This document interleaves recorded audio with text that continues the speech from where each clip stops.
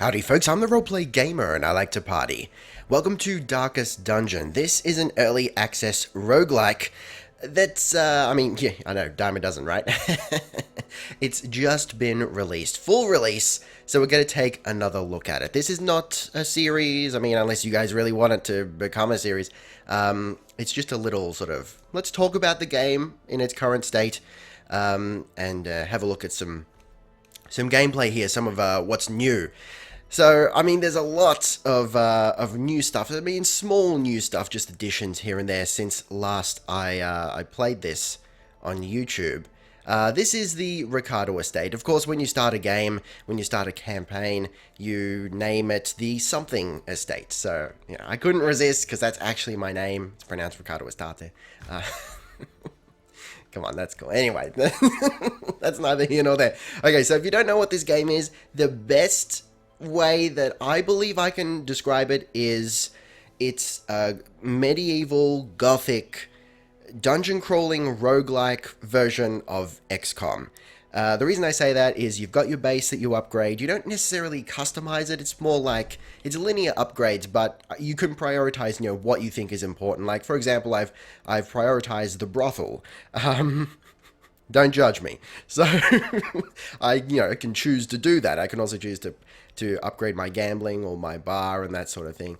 But otherwise, yes, it is linear. You've got your tavern, you've got your sanitarium, which can actually cure your heroes of negative, I suppose, quirks and whatnot. I can't remember what they're actually called, but there's a lot here, so I'll try not to get sidetracked and explain it all rationally. So you've got your base, you've got heroes that come in every week. So you go out on an expedition and you come back, and that's a week. That's how time progresses. So you get your heroes in, which you can, of course, upgrade the amount of heroes that come in every week and the amount of heroes that you can store. We've got, I think about 20. I'm not going to count them all right now. Maybe a little over 20 at the moment. They've all got their different abilities. We've got 14 heroes, I believe. 14 heroes, rather, I believe, is the current number. And the developers have hinted, if I remember correctly, hinted at perhaps more heroes coming in the future.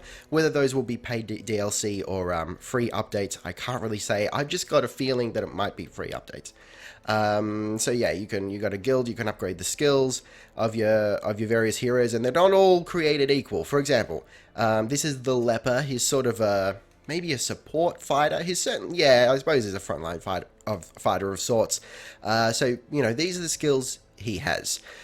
We have a look at Perroy, and his skills are slightly different. So every hero has what is it? 7 skills?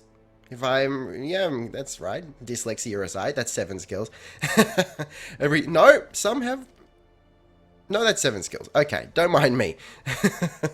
Yeah, every hero has a set amount of skills, and they're just sort of different ones are unlocked for each hero. So the skills are the same, and you can potentially, if you have enough money, you can spec out your heroes to have the exact skills that you want them to have, but by default it's randomized. So at least 2 lepers will not be created equal. You can also change their color here. There's nothing too crazy in terms of visual customization, but at least you can do that.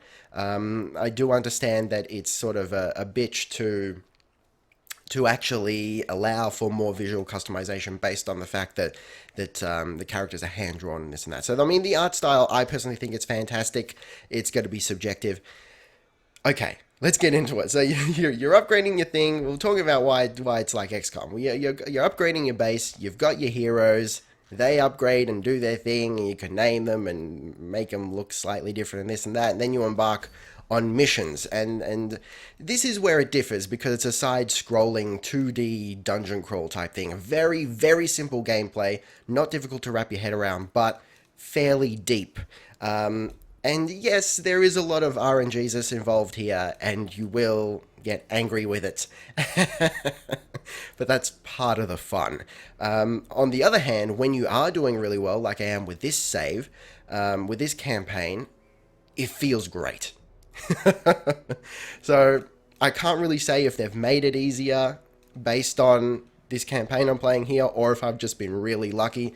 But I think I've only lost one person, maybe two. You can actually check your graveyard. Yeah, I've only lost one hero, which is actually pretty good, at least in my experience. It's pretty good for 9 weeks in. It's also, I think, one of the furthest campaigns for me so far, because it has kicked my ass in the past. So you've got your ruins, your warrens, your weald, or wet weald, I think it's pronounced weald, cove, and then the darkest dungeon. This is like the final boss. So as you go through these I suppose these lesser dungeons, they increase in difficulty. I believe that's how it works, and I like to think that you get better rewards as a result. You eventually get more options, varying difficulty here, like, you know, apprentice level 1, your easiest dungeon, but you've also got different lengths of dungeon. If we have a look here we go. The ruins is usually where you start out. It's a short apprentice level 1 dungeon, super easy. It doesn't get easier than that. I suppose then the next hardest would be a level 1 dungeon, but it's medium, so you actually have to camp halfway through. And then it's sort of a resource management game of like, when do you camp? How long can you go without, you know, before you camp? If you camp too early, then maybe you run out of resources by the end of the dungeon. There's also stress involved, so it's not just a matter of keeping your heroes healthy. They can get, here we go, this is a fairly new thing since last I played. There's diseases now, which is fairly wild. You can cure these with a bit of money. I think you do that in the sanitarium. Then you've also got positive traits and negative traits. I can't remember exactly what they call them. I think they're just quirks. Okay, they're both called quirks. So, of course, you want to try and get rid of your negative quirks, at least the ones that are damaging to your success. For example, bad gambler. Increased chance of losing money while gambling. That's probably not a good thing. So I imagine the way that works is when you get him to gamble in town as a means of relieving his stress, it's going to cost more to do so, right? Some of these I wouldn't even bother really getting rid of. For example, here we go. Ver, who's a healer, a Vestal class hero. She's got the negative quirk. In town, love interest here. In town, will only visit the brothel for stress relief. I would keep that because it adds a little bit of story. You know, if you get rid of it, it's sort of like, well, she's lost a part of her character, and it's not that detrimental. I mean, as long as you've got a brothel that's upgraded enough that doesn't take up spots permanently, you know, if you need to put other characters in there, other heroes in there, that's the sort of thing I'd keep. So it's also a bit of a managing of, you know, what quirks do you keep, what do you have to get rid of to survive, this and that. And sometimes, you know, in my experience, a hero is just too far gone, they get something like selfish or something, and you end up sort of losing control of them. So yeah, it's really interesting. This whole stress mechanic is almost worse than losing health, at least in my experience, because I would much rather have a hero on death's door than have them fully stressed out and have me lose control of them as a result, or just disobey my commands and whatnot. Anyway, so as I was saying, these sort of minor dungeons are where you start out and you do progress through them and end up having to face bosses within them. There's sort of like sub-quests that you have to go through. But ultimately, I believe your goal is just to tackle the darkest dungeon. This has only just been made available with the full release of the game. So that's what we're going to do. Full warning, when we're going to die here, I'm actually, for the sake of this video, so that you can see what this looks like, I'm ruining my campaign because we are not powerful enough to enter the darkest dungeon. But I want to see what's involved. I'm sure you guys do as well. Okay. We'll bring Perroy, because he's fairly leveled up. We'll put him at the front, I think. We will take... Yeah, stop talking, man. I gotta do this. Come on, let me click. I will say that it felt more polished before the full release. I think they're working on some of the issues, but I've personally been experiencing a bit of stutter, which shouldn't happen, I don't think, with this sort of game, you know? It doesn't seem very resource hungry based on you know, how it's all laid out, the art style and the graphics and whatever you want to call it. But, you know, what do I know? But it's certainly stuttering now when it wasn't before. And it's not like, it's not super important because it's turn-based, but it takes you out of the experience. So I hope they get rid of that. Also, I can't play in windowed mode for whatever reason when I'm pretty sure I could before. So, I mean, there's the option to play in window mode, but it doesn't work. So I don't know what's going on there. Hopefully they fix that sort of shit up. We will take the man-at-arms, because I'm really liking what he's about. He's sort of more your support fighter. He's got this cool thing, Retribution, that he sort of does a little bit of damage, marks a target, and then if anyone hits him, he hits back automatically. It's almost like a bit of like Overwatch, I guess. I will take Mantel, the Arbalist, because I like to have a bit of range, and I think I really need to take a healer, because damn, you know? You'll also notice that there are these pips here. This indicates, based on the skills, because all the skills have areas that, like, ranks within your party that they can be cast from, and then ranks within the enemy's party that they can attack. So, for example, Hand of Light, you have to be in the first two positions of your party in order to use it. Otherwise, it's blanked out. You can't use it. And it only targets the first two positions of the enemy party.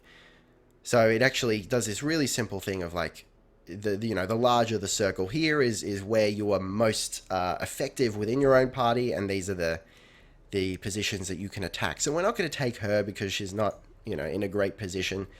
We might have to end up taking a Plague Doctor, which is not fantastic, but, you got to do what you got to do. No healing stuff there. Unless we take... I suppose we could take the Occultist, though his heal is a bit of a double-edged sword because it actually has a 59% chance to cause bleeding along with healing, which is not not necessarily something I'm interested in. I mean, I could just take Belmis, but he hasn't even ranked up yet at all. I'll just take I'll take Cecil the Occultist. Alright, I'm not happy with this party. As you can see, this guy's diseased. Is there anyone better we can use? Not really, not really. Kind of, it's probably for the best. The campaign might not last much longer as it is. Okay, let's just do it. I can't, I won't. Yeah, you will. If a darkest dungeon quest is abandoned, not all heroes are guaranteed to survive. Someone must sacrifice themselves to hold off the fiends during retreat. Are you sure you want to proceed? Yes, I do. Thank you. Okay. Darkest.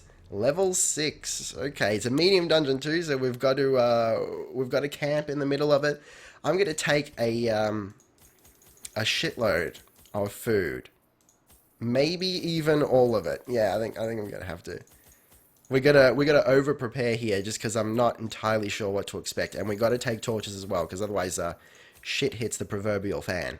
So there's a lot here we gotta deal with. We gotta deal with light. We gotta deal with food, making sure status effects like bleeding and poison don't stick around to muck us up, and for that reason, I will take some anti-venom and some bandages. We gotta worry about stress.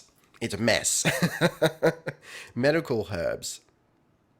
I'm not going to take them because I very rarely use them. But this still might not be enough for our journey. I'm going to take some more torches. So it's also a bit of a resource management game in that you get gold from completing quests. You do the dungeon crawls, completing dungeon crawls. But then you've also got to spend it in order to complete future quests and whatnot. So, yeah. There's a balance to be struck. We're going to lose here. Bad. But at least we get to see what's going on. So another couple of features that they've added is stuff like hidden rooms and whatnot. I haven't personally found any yet. There's also definitely an element of that, a strong roguelike element of it doesn't tell you everything. So sometimes you'll get a negative quirk or even a positive quirk that it gives you a bit of flavor text, but it leaves you to decipher for yourself and reason what that means in a gameplay sense. Okay, let's do this. Oh, so it doesn't actually show the map, or is it just one room? So this is our map here. Inventory, map. And we're here. This is our starting point.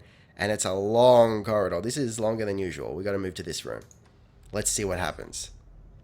I haven't done this before, so this could be exciting and terrifying and probably both. Yep. People are, oh fuck, do you see how stressed they are? They were not like that when we started. Okay, alright. I assume there's going to be new enemies in the darkest dungeon as well. What are these guys called? Rapturous Cultist. Oh Christ. Jesus. Love the art style. Okay. Hue. So this attack will actually hit both of these guys at once, probably for less damage. It's 5 to 9 damage as opposed to 7 to 14 potentially on just targeting one. This guy is guarded. I'm not entirely sure what that means. You know what? Let's attack the guy who's not guarded for more damage. I feel like that's a better strategic option here. Not bad. I'm very pleased with that. 50% damage. We can heal, though we don't need to, so we may as well just use Vulnerability Hex. On this guy, just like whittle him down, get him down as quick as we possibly can. Yeah. Beautiful. That's what I like to see. And now we can deal with the remaining guy who's no longer guarded, I assume because we took out the guy who was guarding him. Flesh to flesh. Oh, what is healing now? I don't like that. I don't like that at all. So now we've only got one guy we have to deal with. It means the enemy has less turns because it's just one guy. We can do a hell of a lot more damage. Take him out quicker. Take less damage. I think it's overall a superior strategy. And he should be dead as long as we don't miss. Beautiful. That's what I like to see. Certain enemies, most of the enemies actually, will drop corpses or become corpses when you kill them as well, and they take up spots in the enemy party. There's a lot of like strategy involved with the positioning of the enemies and yourself, and you can shuffle the enemy's position and they can shuffle you, this and that. There's a lot going on here. And one of the things I love about it is that it is so simple just to control and to understand on a basic level. Oh fuck, that was sort of horrific. It is simple to understand, but the underlying implications of what you're doing is deeper, and there's a lot going on. Okay, this guy's bleeding. I'd actually be tempted to do a bit of a heal on him, because he's already bleeding. If we cause him to bleed, I mean, he can't get any worse, right? Let's just stay on top of healing, because I feel like you don't want to get into a position where they're on death's door and then you have to heal them back to life. Because, yeah, it's just, I mean, what are the chances of that actually happening? Fuck, that's a lot of bleed damage. Why is this happening? I can do a stress heal, which, I mean, how important is that? It might be important. Maybe, you know, at this point, fuck. I was going to say, let's just focus on taking this guy out. But that hasn't worked. Is this guy like a boss, maybe? He seems sort of bossish. Jesus Christ. I think we might be taken out just right here. Masochistic. So he's gained a negative trait now. Can we have a look at what that is? As soon as we get control back. God-fearing? No. Masochistic? Is that not a trait? I don't know. Again, you know, not everything's super clear. I think I might actually use Retribution to sort of get a free hit at him if he attacks. At least it's a little bit of damage. Of course, the Arbalist here can only use that attack because their other attacks target, you know, guys in the back rank. So maybe she wasn't the best hero to bring along here. But, you know, what's done is done. We will continue to heal our Paroi, our leper. Jesus. His stress is going up bad too. Oh, what am I doing? I'm such an idiot. I'll use my bandages to stem the healing.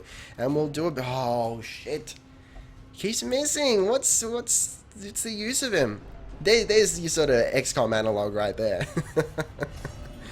Hopeless, yep. What's their problem now? Okay, alright. Now we'll do the healing again. There we go. And we caused them a bleed. Fuck. Hopefully it's not as damaging a bleed. Can we find... Yes, we can finally do some damage, and that was a lot of damage. Hopefully, in this coming round, we should... oh, yes, there we go. There's that retaliation in action. I'm glad I did that. Hopefully in this round here, we can finish him off. Oh, come on!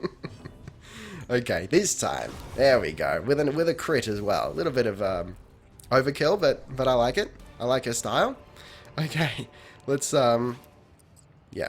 And you know what? I might just give him a couple food to bring his health up above 50%, you know.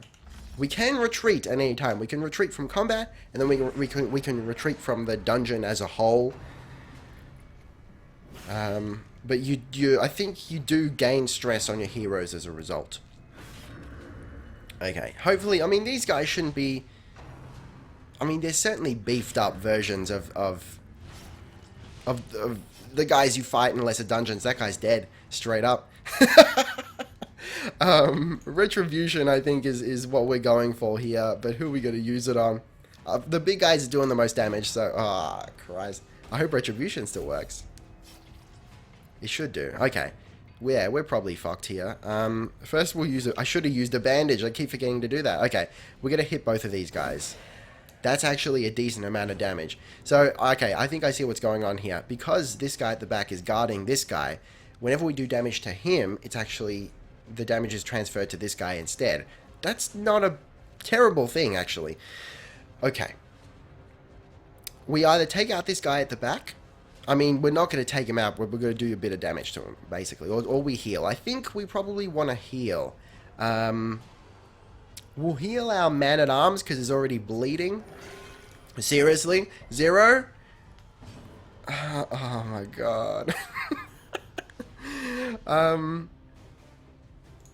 How much... I mean, this can also... This has a chance to knock these guys back as well, which sort of... Again, I was mentioning before, it messes up their shuffle order, and they might be less effective as a result. Let's do that. And he resisted, damn it! Okay. Okay. And certain... oh, he's got to heal as well. That bastard. That salty bastard. Come on. Yeah, oh, and he dodged it. What is happening? Okay, so now, what's his name? Bose is on death's door. Our man-at-arms is on death's door. So he's not... His health is reduced to 0, but he's not dead yet. Now, every time he gets hit, there's a chance that he dies. But there's also a chance that he survives. So if we're lucky, he's going to survive this fight. In reality, he's probably not. There we go. He's still on death's door. So, in a way, death's door almost... It allows you to tank, sort of. You know, let's just do some straight up single target damage. We want to try and whittle down their forces. So, he's already bleeding. He's on death's door. Let's heal him. What? By numbing the pain, I ignore the... Listen to the blow. Oh, shit. Because he's got that thing now. So, see what I mean? We can't heal him because he's not accepting heals. He's basically being a salty prick about it. So we may as well mark this target, debuff him, and hopefully prepare him to take a little more damage with someone else. Okay, so the Arbalist is so stressed, she's actually passed. See, this is where stress becomes a real problem. So I can only assume that partly because I've come into this dungeon severely under-leveled, they're stressing a whole lot more, or they're just unable to handle the stress. But there's also the very real possibility that this dungeon, this is things I've heard from other people, because this is the final dungeon, right? This is the boss dungeon. There's a very real possibility that this is so rock hard that it's almost impossible to beat. Okay, what are we going to do here? He can't heal anyone. I mean, what's the point of a stress heal at this point? It's only 9 stress heal. He's got a hell of a lot more stress than that. Yeah, see? He's got 145 out of 200 stress. So what's the point? Let's just do some damage. Yeah, alright. So we take out 1. I'm happy about that. As you can see, it's become a corpse, rather. So that means if we do that attack we just... If we use that attack we just used, doing damage to the front 2 lines, it does damage to the corpse. The corpse now counts as an enemy. So it's more like a nuisance now than it is a threat. But you certainly got to deal with it. Okay. You know, we may as well do that that single target damage. It's going to do more damage potentially. Only 8. Okay. Better than nothing, I guess. And we'll try and shuffle these guys. Dodged it. Bastards. Okay. We've got 2 guys on death's door now. And in a dungeon like this, if you lose 1 guy, it's probably you want to get out of there and save the rest. And keep in mind, we were warned. This dungeon is special in that if you retreat, you've got to leave someone behind. I already know who it's going to be. It's going to be the occultist, you know. Because he hasn't been very useful yet. But we may as well use the heal. We've just been using him for heals. Let's keep that going. Who do I want to keep, though? Let's heal our leper. There we go. So he's no longer on death's door. So now that gives him another chance. So he can be reduced to death's door again. There's a sort of that buffer. So at least there's that. It doesn't like yeah, it screws you, but not so hard that it's like 1-hit kill and there's your favorite hero. All right, let's just do that. Let's just do that damage. Only 4. This is not good. Yeah, I probably should have thought about my party composition a little bit more and gone for less just straight damage and more trickery, I would think. Also, in terms of the light, the less light you have, the more stress you have. Also, I think the tougher the enemies, but the greater the reward. At least that was the case in early access. I think they've nerfed it a little bit now, but it's still present. It's just not as lucrative to do like a full darkness run, which was a thing in early access. Yeah, let's just keep going with that single target damage. I mean, hang on. What happens when his stress goes to max? I'm gonna do a stress heal actually. I've never had stress at maximum before, so.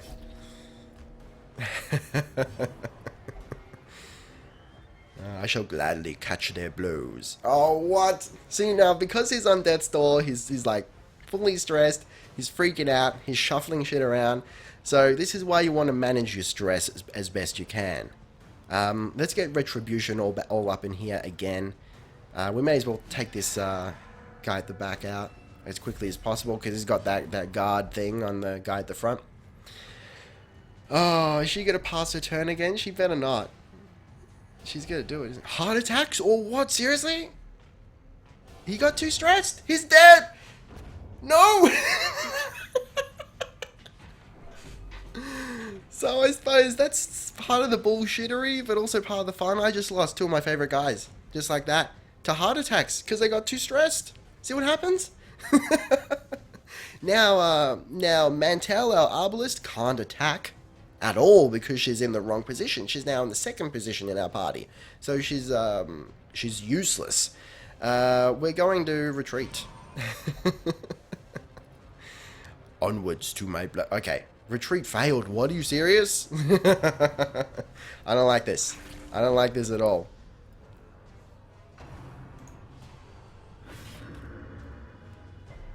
I don't think there's actually anything we can do at all. We can try to retreat again, maybe? Retreat failed? Oh, shit.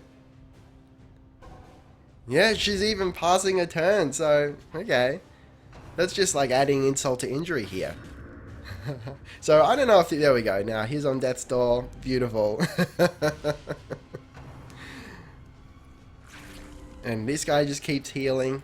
Madness. Death blow. Done.